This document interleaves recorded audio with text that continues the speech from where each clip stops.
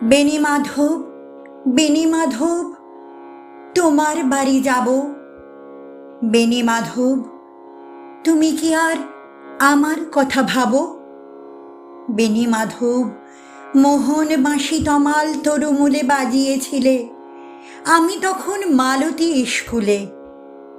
ডেস্কে বসে অঙ্ক করি, ছোট্ট ক্লাস ঘর, বাইরে দিদিমণির পাশে দিদিমণির বর। আমি তখন নবম শ্রেণী, আমি তখন সারি। আলাপ হলো বেণী মাধব, সুলেখাদের বাড়ি। বেণী মাধব, বেণী মাধব, লেখাপড়ায় ভালো, শহর থেকে বেড়াতে এলে আমার রং কালো। তোমায় দেখে এক দৌড়ে পালিয়ে গেছি ঘরে। বেণী মাধব, আমার বাবা দোকানে কাজ করে। কুঞ্জে অলি গুঞ্জে তবু ফুটেছে মঞ্জরি, সন্ধেবেলা পড়তে বসে অঙ্কে ভুল করি। আমি তখন নবম শ্রেণী, আমি তখন 16।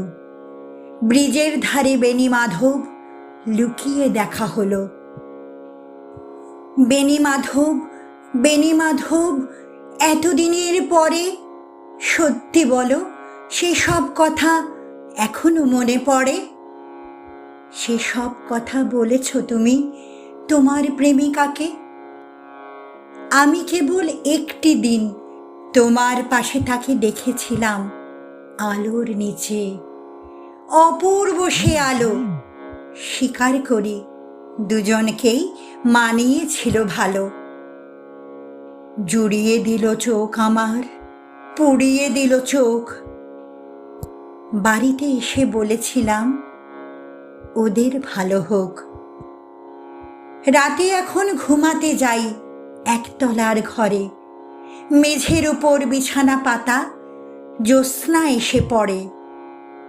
আমার পরে যে বোন ছিল চোরাপথের বাঁকে মিলিয়ে গেছে, জানি না আজ কার সঙ্গে থাকে।